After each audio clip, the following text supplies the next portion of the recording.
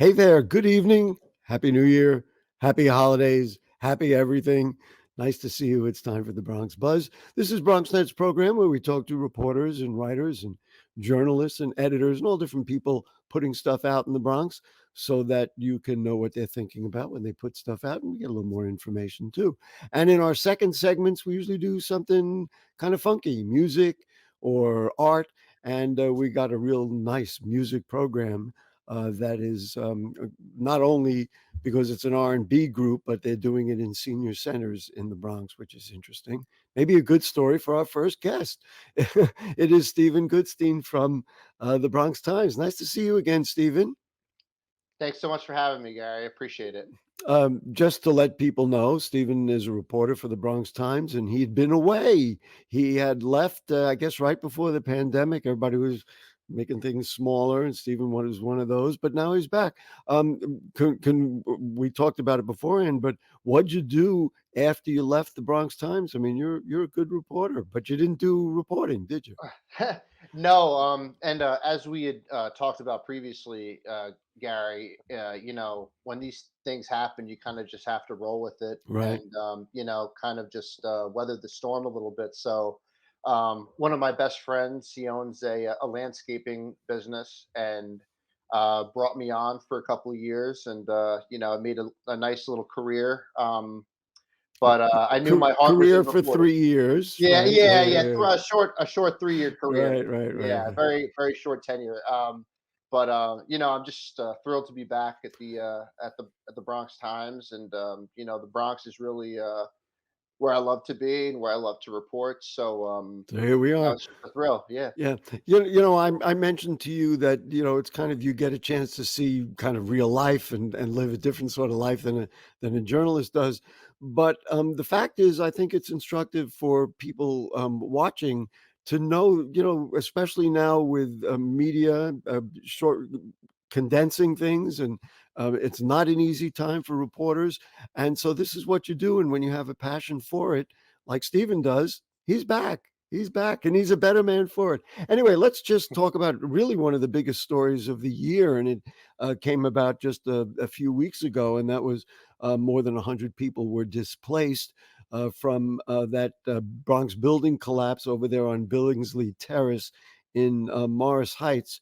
Happened December 11th. You wrote about it.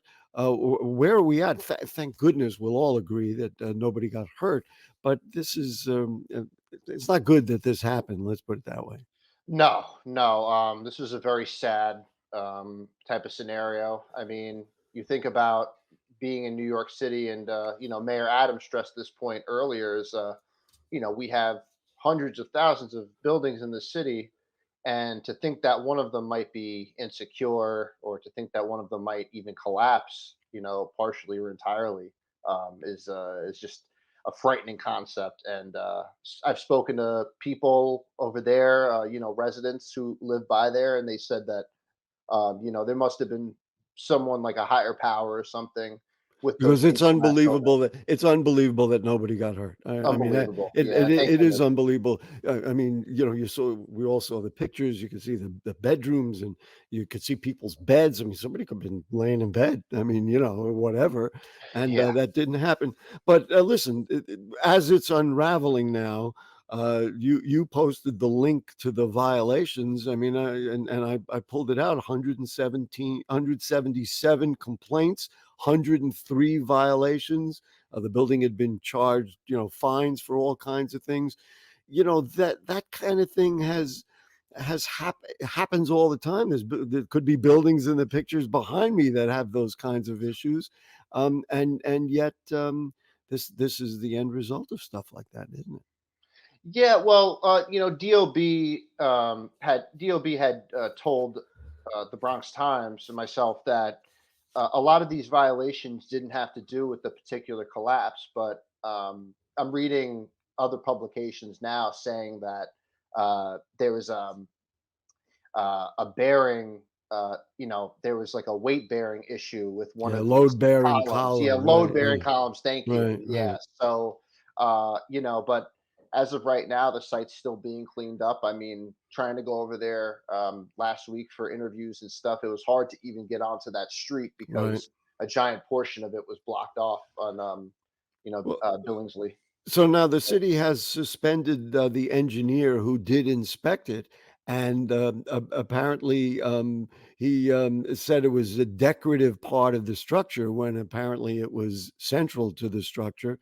So that's, could literally be human error, and that the city, because I've been doing this even longer than you have, but many years ago, a lot of the talk was that we didn't have enough inspectors, and that's why the housing stock was so crumbling. Now, of course, it's 20 years older than then, so there's more problems. But the fact is, there was somebody who inspected it and possibly should have recognized that previously. Right, right. And I mean, I'm not an engineer, I'm not part Of of the course, Department of Buildings, but um, I can venture to say that that's something that has to be, that's something you have to get right, yeah. especially with people's lives being at stake. And again, just thank goodness no one was hurt or seriously injured. S But so then, Steve, what's happening to you wrote that there were 100 residents displaced. I mean, the Red Cross and others are working to figure out what to do with them, but, it can't help the housing crisis. It can't help the homeless crisis. Goodness gracious, we hope nobody yeah, goes homeless, but these things, are gonna occur, you know? yeah, yeah, it's very difficult. I mean, to have multiple reception centers, Mhm. I mean, it just shows what the Red Cross is doing, what the neighborhood is trying to do. It's just a real telltale sign of how neighbors can be there for one another. I believe one of those reception centers is at Bronx Community College. The other one, I believe, PS 396, MS Mhm. 390. So, So it's just really showing of how the neighbors, looking out for one another. listen, without taking that too far, the fact is in the Bronx, so much stuff happens, and I have found that this is who we are. We understand community better than everybody else because if we didn't have it, we'd really be in trouble. Anyway, let's talk about something much more uplifting. And you also wrote about one of my favorite topics, one of my favorite Bronx places, of a lit bar, which of course came into play after Barnes and Noble closed over there in Bay Plaza in 2016. And then our buddy Noel Santos opened up the Lit Bar. But I was not aware till I read your story that there are a couple of other bookstores in the Bronx. I mean, she, to her credit, had been identified as the only bookstore in the Bronx. But you talked about a couple of other literary facilities. Yes, yes, and Gary, to be quite honest with you, when I was writing the story, it was initially to highlight that was the only bookstore or literacy space in the Bronx, and come to find out, I had one of my colleagues, Et Rodriguez, had found out some key information about another bookstore called Idoka Books, and Right, um, another movement called Bronx Bound Books, which is actually operating out of a kiosk in the Bay Plaza where Barnes and Noble was. So right. you see that Noel and the Lit Bar had really that's really kind of started a movement here Started down in a the small Bronx. movement. Let's be clear now. It's Adokia, not it's Adokia. Adokia. Adokia, I because apologize. I'm looking at it I'm unfamiliar. But I'm definitely going to visit. So they opened in 2022 in Mott Haven, and I have seen Bronx Bound Books, and they have the vans, and I've been to any number of farmers markets in the Bronx where we've seen them, and I was unaware that they had some kind of brick and mortar facility, but they have something. Is it a van that they have permanently over at Bay Plaza? I mean, is it a bookstore? I mean, they lend out. They're just wonderful kids. You see kids around their vans and everything else. But Absolutely, absolutely. Well, the Bronx Bound Books is located, I believe, on the third floor of the Bay Plaza shopping center, kind of near the like the food, the I food guess, court, the food yeah, court. Thank you yeah, so much. sure. Um, and um, and yeah, just really great to see more of these, more of these the book, bookstores, or I wonder. Here's a story for you. I'm going to give you an assignment. I'm not your editor, but I'm Oh, giving great! you an Oh, please, assignment. hey, hey, I I'm wonder taking what time. I wonder if we could somehow, probably never really measure, but measure the effect of not having a bookstore on the psyche, on the academic level of the people of the Bronx. You probably can't measure that, but you could look at culture and say, well, what are the elements of our culture in the Bronx? And there's no question, not having a bookstore where kids can go and imagine, et cetera, et cetera, and sit and look through books. And mommy can, instead of buying a toy, will buy you a book and you'll sit there and choose the book. I mean, that has got to have effect on human beings and how they live and who they are. And especially, I'm always thinking of kids and how they develop. Absolutely. We talk about now the need for libraries in the borough, even though so much of literacy is digital. Whether you have your Kindle, or you're reading on your phone, or you know laptop, whatever. But there's still a need, at least in my opinion. There's really a need for these facilities, because um, that's really that's really the art of learning, and to be able to go Absolutely. into to be able to go into a library and have a hardcover book, and to have all of these things versus just everything is just there Absolutely. ready at your fingertips. I'm going to give you a firsthand example. Well, the fact is that I was looking for a book for my granddaughter, and I said, what better place to go if I want to get her a Bronx book than the Lit Bar? So this is the book, and again, oh, it's in the in the virtual background. It's going to be transparent, but the name of the book is "Love Makes a Family."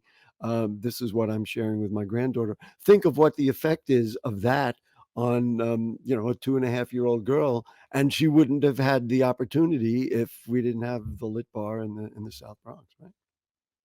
That's right. Also, you can't wrap a book digitally. You're gonna have a or fun or time wrapping you that. you can send it even from, we talked about Barnes and Noble, That's from true. Barnes and Noble or Amazon, but that's not the same as when I see her and I'm going to say, "Here's my transparent book." Oh my Anyway, You're Steve, gonna love it. listen, we're thrilled that you're back. We're thrilled that you're back at the Bronx Times, and we need real reporters, and you are a real reporter, and we're going to look forward to reading what you write and also having you back on the Bronx Buzz at some point. Oh, great. Gary, thank you so much. Okay. Bronx Buzz, it was a pleasure. Say hello to ET, Camille, and all my buddies over there, and Laura and everybody else. Oh, I will. We And love you. what? Okay, thank you so much. We're going to take a short break, folks, and then when we come back, we're going to bring rhythm and blues to senior citizen homes. What could be better? We'll be right back. Is that time yet? It's time. Mom's starting time for dinner. Oh, terrific. Faster, dinner! Donating pet food is one of the many ways you can help families in your community. Pets and people belong together. Learn more at petsandpeopletogether.org.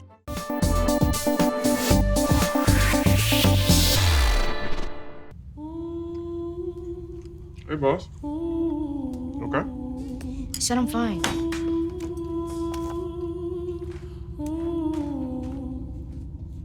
Put me to bed, see you in the morning.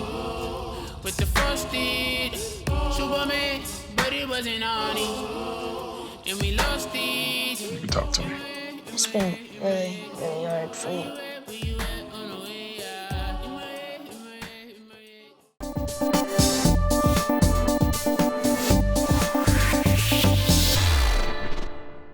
Okay, back with you on the Bronx Buzz. I'm thrilled because one of my buddies is here. Looks, Steven is a friend as well, but I know Elisa Carmona a long time, and she's been rocking the house in the Bronx for a very long time.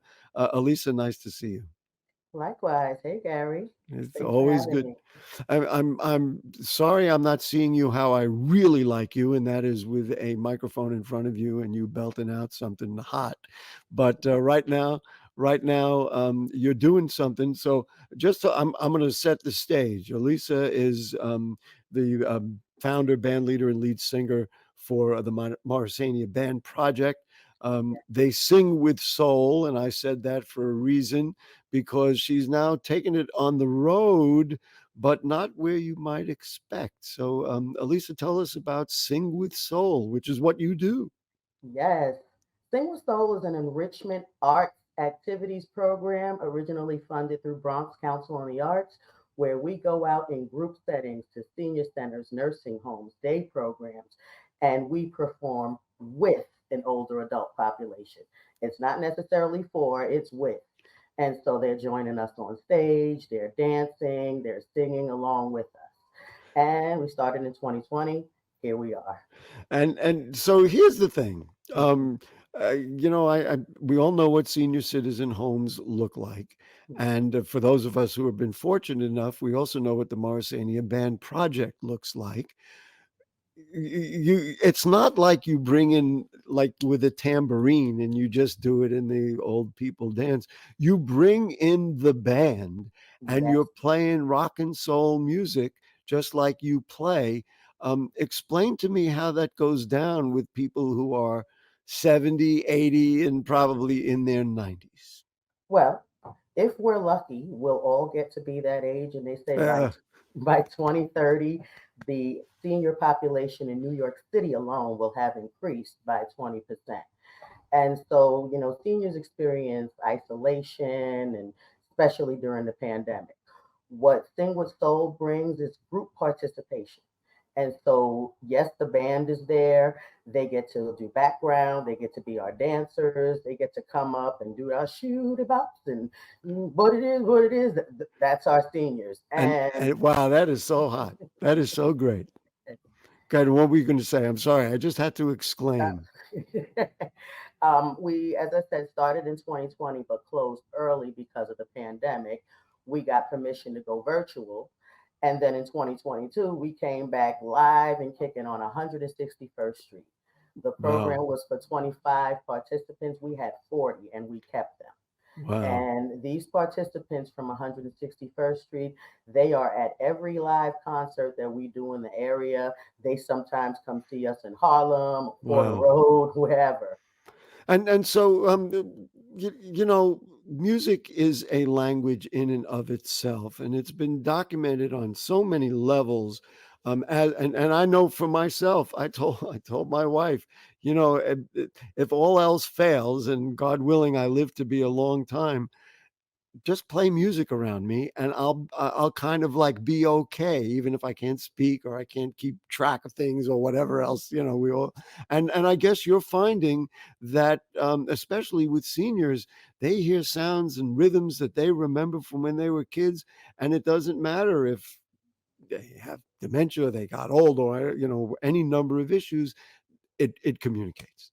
Yes, it increases memorization, and it enhances your social, physical, and mental well-being just by participating in music. I hear it releases endorphins and things. Well, yes, and I don't know about you, but I'm certainly not a doctor or a biologist to be able to understand that. But I just know how it makes me feel.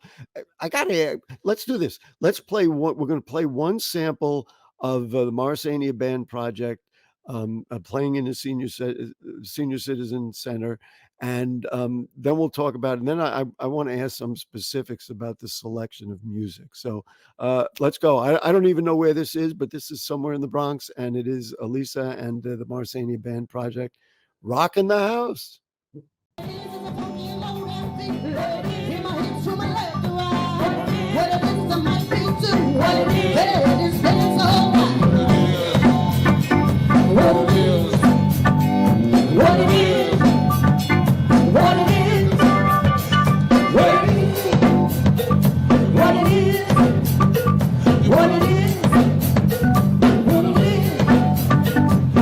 You wanna work your body to the right.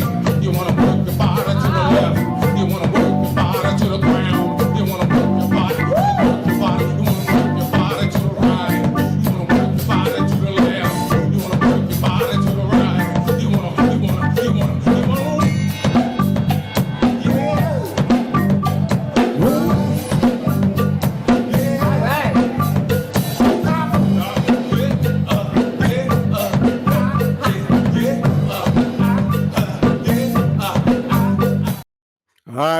go, ladies and gentlemen. Wow. Yeah, you see, Shout out to Concourse Plaza Wellness Center. that was at Concourse Plaza Wellness Center, Yes, in the and Bronx. there were more than just that one woman who ended up getting on the Yes, camera there, yes, yes. and people were up. I just think it's great. The question I wanted to ask you: what songs work the best? What music works the best? Is there one that works better, or it just depends on who the people are?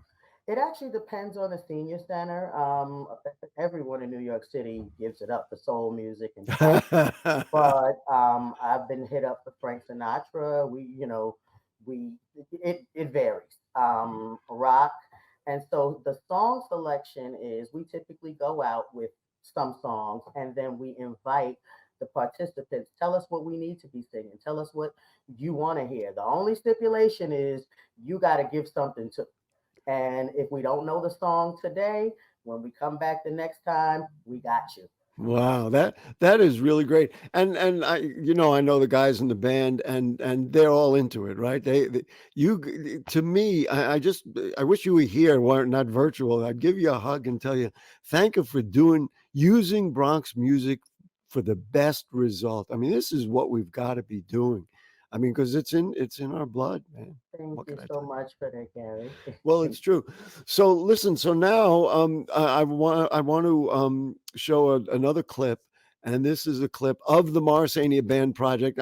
Not to say that they were limited in the senior center, but this is them. I don't know where it is. You could tell us where it is, and so you got to see who these guys are. They're great, and they're us. They're Bronx people. Let's see.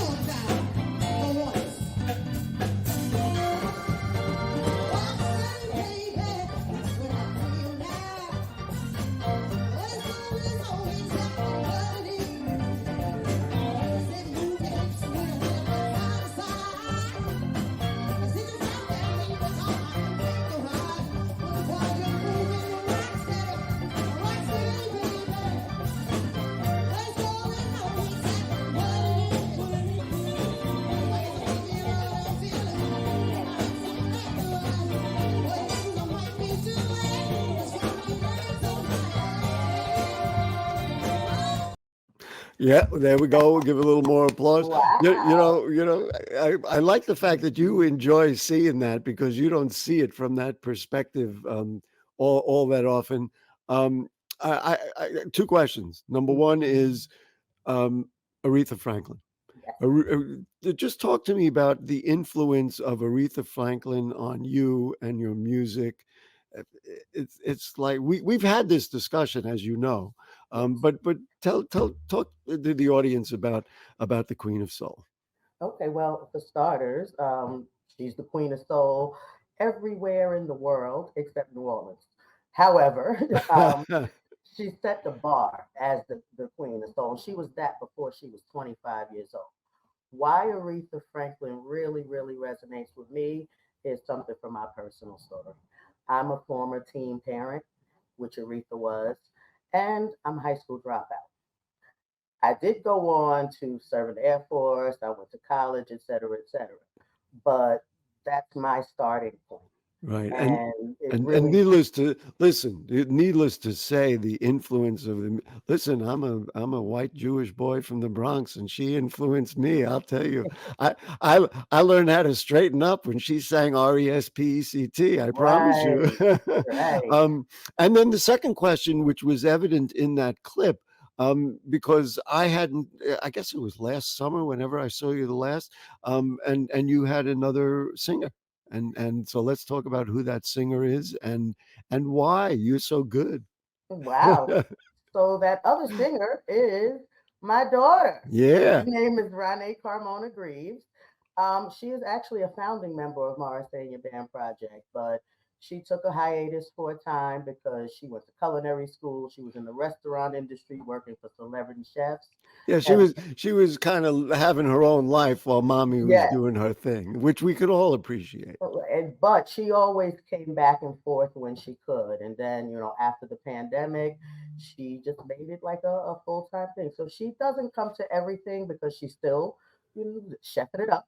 And the But last thing mom wants to do is get in her way. right, Uh, but it must be a joy because I'm guessing, I think it's a pretty good guess that the two of you sang as she was growing up and she had music around her all the time. So it must be really a joy to kind of be there and be with her. I mean, I'm sure that's, and she actually inspires me because a lot of what she learned, I went to music and art and I also started off as a church singer. A lot of her training came just with singing with me, and she can harmonize with anything and everything. She wow. can she can harmonize with a car horn. Well, it's always that way that the kids are better than their parents. I mean, Yes, yes. So listen, so do we have gigs yet for the next Sing with Soul event? So we know where you're going to be. Well, the next thing with Soul event, we are now currently waiting on funding, and I do have that pitch out there. And so I invite you to, if you would like to support our program, Yes, please we hit do. us We up would with a donation. The Venmo link is in our YouTube channel, and also we will update our websites accordingly. But sing with soul is what we're that's looking for. we're looking for Sing with Soul. And you can catch Morrisania Band Project next January 10th at Maestro's because Oh, we will really? be celebrating our second Best of the Bronx win, two Oh, years right. in a Yeah. row. Well, And it should have been more years, and it'll be more. But that's great. So that's and you're going to play and perform there. we're going to be performing, Oh, yes, that's the yes, lucky people there, Maestro's. That's over there in Morris Park on January 10th. You say in the evening, January 10th in the evening. and so people can come and enjoy. They can come. I believe that there will They be may tickets need for tickets or sale. something. Yeah, yeah. And Listen, Bronx. Elisa Carmona, you're the best. You know how much I love your work and how important it is, especially with what you're doing with Sing with Soul. And we will continue, you and me, and all the rest of us, trying to bring out music in the Bronx. Thank you for having me, Gary. Yep, you're the best. All right, that will do it for us on the Bronx Buzz. What a joy! Two great people doing great things in the Bronx. We talked to Steven Goodstein of the Bronx Times and Elisa Carmona with the Morrisania Band Project and Sing with Soul. Grandma and Grandpa couldn't have been happier. And that'll do it. Listen, Happy New Year, everybody. Happy holidays, happy everything. Let's keep doing the right thing in the Bronx.